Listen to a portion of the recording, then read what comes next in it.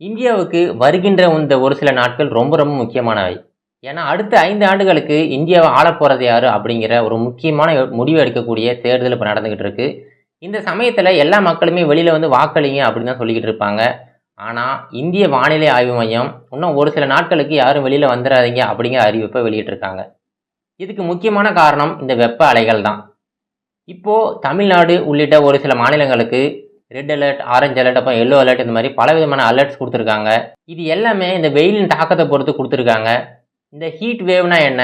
இதனால பல்லாயிரக்கணக்கான பேர் உயிரிழந்திருக்காங்க. இதெல்லாம் எப்படி சாத்தியமாகுது? அப்படிங்கிற டீட்டெயிலான இன்ஃபர்மேஷன இந்த வீடியோல பார்ப்போம். வெல்கம் டூ தமிழ் சாளரம்.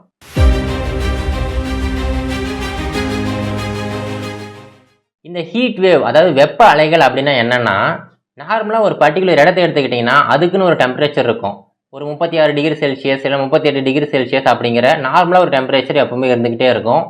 ஆனா, எப்போ இந்த டெம்பரேச்சர் அது நார்மலா இருக்கிற வேல்யூவை விட 4.5 டிகிரி செல்சியஸ் அதிகமாகுதோ, அப்போ அந்த இடத்துல வெப்ப அலைகள் வீசத் தொடங்கும். அதுவே அந்த 4.5லிருந்து 6.5 டிகிரி செல்சியஸ் அதிகரிச்சுச்சுன்னா, அந்த இடத்துல அதிபயங்கர வெப்ப அலைகள் வீசத் தொடங்கிரும். இது எப்போ ரொம்ப அதிகமான பாதிப்பை ஏற்படுத்துது அப்படின்னா, அங்க ஈரப்பதத்தோட அளவு அதிகரிச்சுக்கிட்டே போகும்போது தான் அங்க பாதிப்பு ரொம்ப அதிகமா இருக்கும். இதை புரிஞ்சுக்கணும் அப்படின்னா நீங்க முதல்ல இந்த ஹைப்போதெர்மியா அப்புறம் ஹைப்பர்தெர்மியா அப்படிங்கிற இந்த 2 டேர்ம்ஸ் பத்தி தெரிஞ்சுக்கணும். ஹைப்போதெர்மியா இதை பத்தி நீங்க கண்டிப்பா கேள்விப்பட்டிருப்பீங்க. பல படங்கள்லயும் சரி, பல விதமான டாக்குமெண்ட்ரிலையும் சரி, ஒரு மனிதர் வந்து ஒரு குளிர் பிரதேசத்துக்கு போறாரு அப்படின்னா அங்க தெரியாம மாட்டிக்கிட்டாருன்னு வச்சுங்களேன், அந்த இடத்துல அவருடைய உடம்போட வெப்பநிலையோட அந்த அட்மாஸ்பியரோட வெப்பநிலை ரொம்ப கம்மியா இருக்கும். அதனால அவருடைய உடம்புல இருந்து அதிகப்படியான வெப்பம் வந்து வெளியேறிக்கிட்டே இருக்கும். இதனால அவரோட உடம்பு பார்த்தீங்கன்னா ரொம்ப குளிர்ந்து போயிடும், நடுக்கம் ஏற்படும். இதனால கூட அவர் உயிரிழக்கக்கூடிய சூழ்நிலை கூட ஏற்படும். இதுதான் வந்து ஹைப்போதெர்மியா. இது எல்லாருக்குமே தெரிஞ்ச விஷயம்தான். ஆனால் இதுக்கு நேர் ஆப்போசிட்டாக ஹைப்பர் தெர்மியா அப்படிங்கிற ஒரு விஷயம் இருக்குது.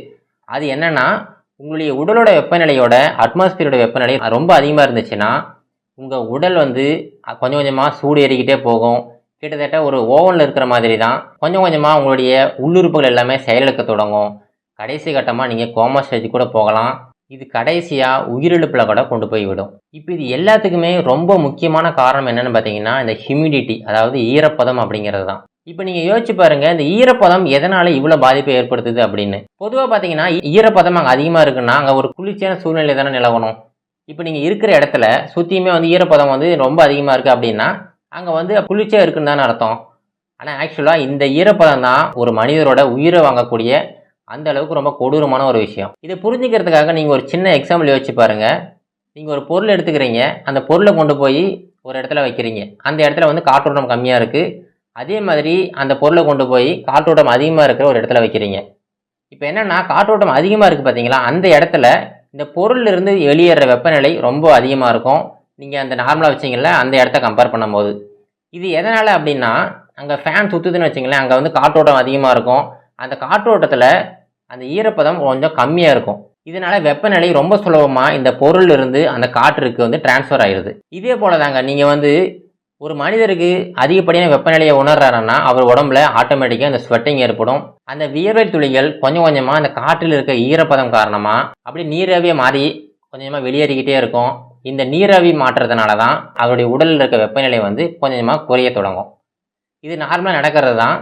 ஆனால் யோசிச்சு பாருங்கள், அங்கே இருக்கிற அந்த ஈரப்பதம் 100% இருக்குன்னு வச்சிங்களேன்.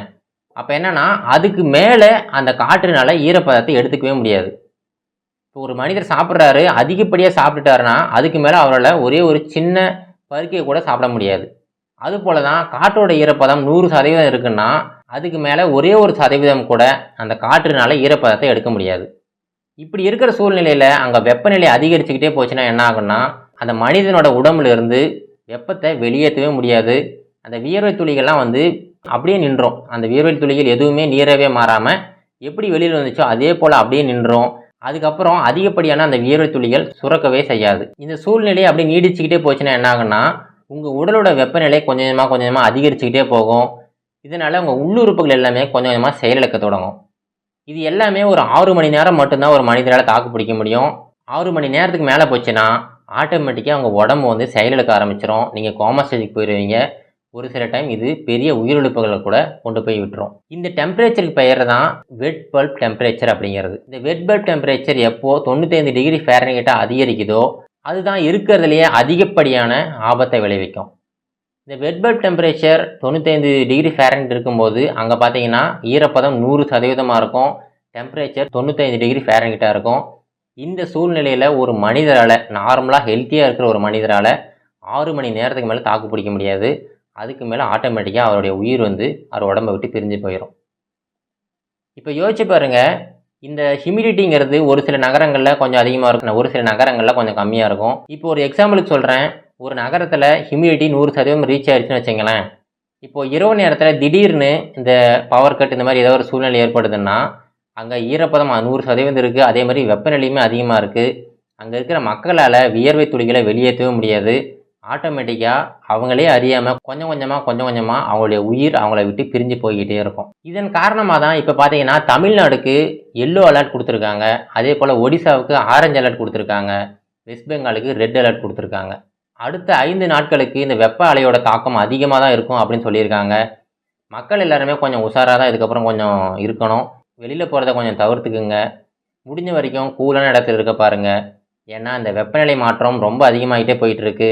இதனால் பல உயிரிழப்புகளை கூட சந்திக்க நேரிடலாம்.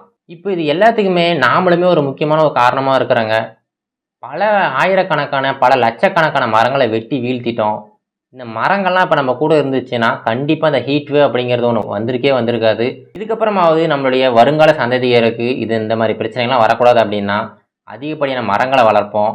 இந்த மரங்கள் கண்டிப்பாக நம்மளை காப்பாற்றும். இதோட இந்த வீடியோ முடிச்சுக்கலாங்க. மீண்டும் ஒரு நல்ல இன்ஃபர்மேஷனை மீண்டும் உங்களை சந்திக்கிறேன். சரி, வணக்கம்.